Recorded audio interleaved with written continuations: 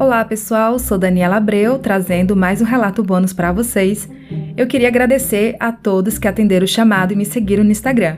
Como eu falei, eu preciso do apoio de vocês para aumentar esses números, que é importante para o crescimento, continuidade e relevância do podcast. Então, se você ainda não segue o Instagram, dê pausa aqui nesse áudio e procure por assustadoramente_podcast e clique em seguir. E se você ainda não qualificou o podcast, qualifique dando 5 estrelinhas, tá bom? E quero agradecer a nova apoiadora financeira do podcast. Seja bem-vinda, Tainá Soares. Muito obrigada. E se você quiser se tornar um apoiador financeiro, entre no site apoia.se/assustadoramente. Você pode contribuir a partir de R$5 mensais ou através do Pix assustadoramente@outlook.com. E vamos para o relato de hoje. Bom, pessoal, vou ler para vocês um relato que foi enviado pelo Cláudio, que atualmente mora no Amapá.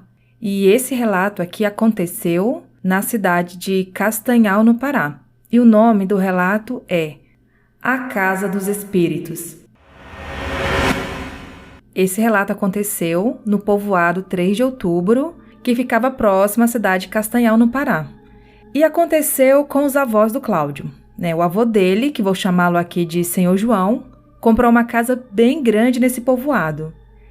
Nessa casa, gente, aconteceu tanta coisa sinistra que o Cláudio tentou resumir essa história em quase 20 minutos de áudio que ele enviou para mim lá no Telegram. Então vamos lá. O seu João comprou a casa para morar com a avó do Cláudio, que vou chamá-la aqui de Dona Maria. O João, ele não ficava muito em casa. E para não deixar a Maria sozinha, ele chamou os bisavós do Cláudio para morarem com eles. Eu acredito que sejam os bisavós maternos. Ele não colocou aqui, mas eu acredito que sejam os bisavós maternos, ou seja, os pais da Dona Maria. Gente, logo nos primeiros dias, eles começaram a perceber coisas estranhas na casa. Tipo, do nada, ouviam alguém batendo palmas na porta da casa. Quando iam verificar quem era, não tinha nada, ninguém. E essa casa ela ficava de frente para uma rodovia e não tinha casas por perto. E eles ouviam também jogando pedras em cima da casa, iam fora verificar, não tinha ninguém. E assim, foram os acontecimentos mais sutis, né?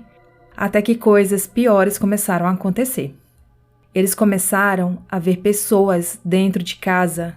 Quando entravam num cômodo, avistavam essas pessoas e sempre eram pessoas negras. Bom, essa informação só é relevante porque o que eles sabiam é que as pessoas que moraram naquela casa antes deles eram negros. Pelo que eles sabem, né, que o Cláudio conseguiu de informação, naquela casa morou uma família numerosa. E isso justifica a grande quantidade de quartos que haviam ali. Alguns deles morreram e os demais decidiram vender a casa, e o avô do Cláudio foi o felizardo que adquiriu essa maravilha. A Dona Maria ficava apavorada com tudo que presenciava. Quando seu João chegava em casa, que ela ia contar para ele não acreditava nela, nem nos bisavós do Cláudio, não dava nem ouvido para eles. E o clima foi ficando cada vez mais difícil. Aí os avós do Cláudio não aguentaram e vazaram de lá. E a Dona Maria, coitada, ficou na casa sozinha. E ela estava grávida nessa época da mãe do Cláudio.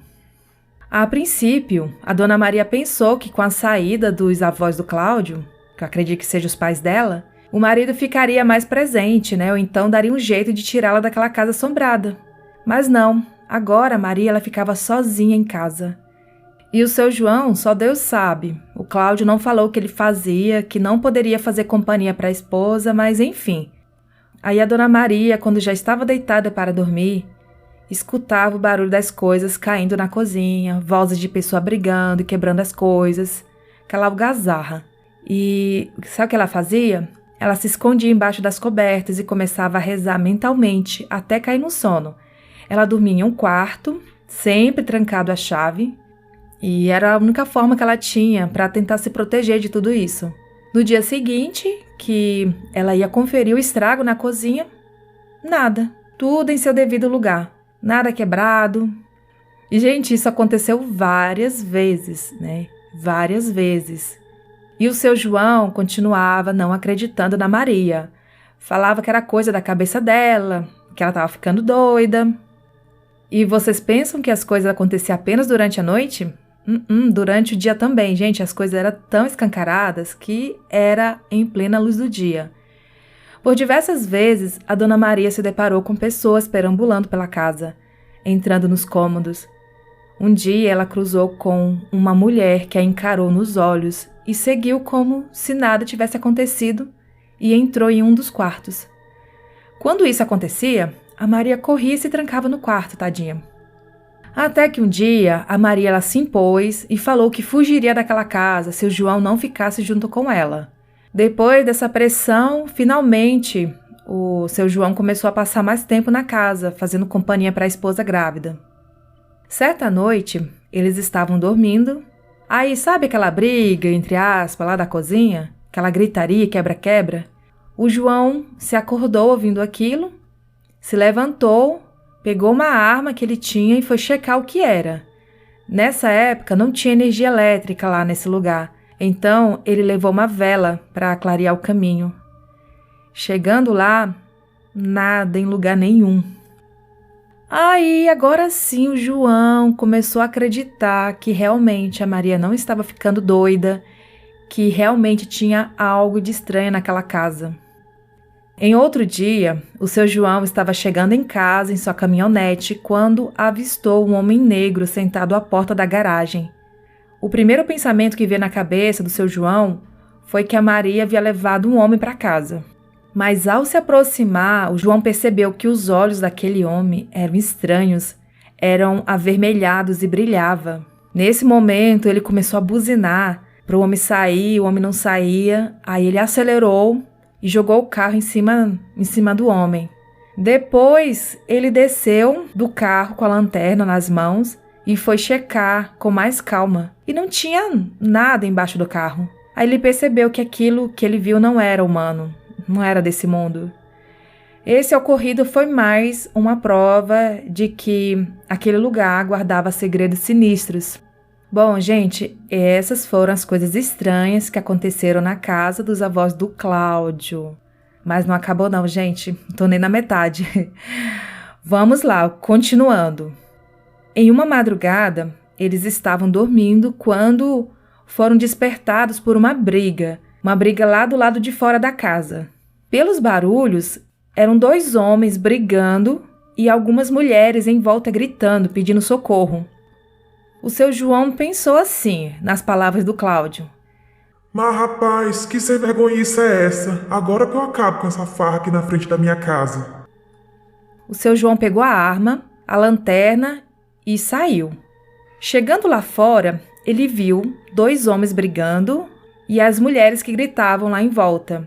Elas pediam para alguém tirar a faca da mão deles. Cada uma dessas mulheres estavam segurando uma vela em suas mãos. Na hora que o seu João abriu o portão, não tinha mais nada na rua, nem sinal de fumaça. Gente, se restava alguma dúvida, agora não tinha mais nada, né? Ele agora tinha certeza de que aquela casa era assombrada, mas ele não conseguia ficar em casa.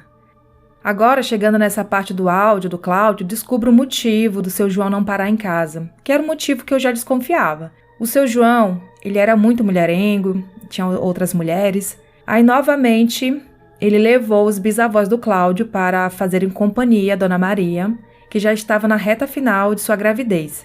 E as coisas estranhas continuavam acontecendo.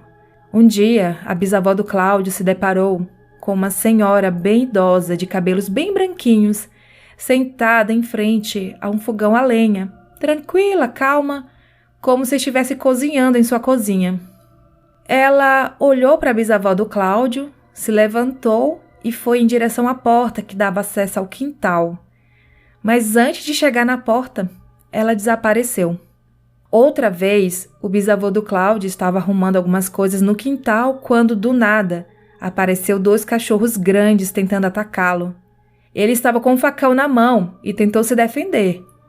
Os cachorros vinham para cima dele e ele tentava acertá-los com o facão.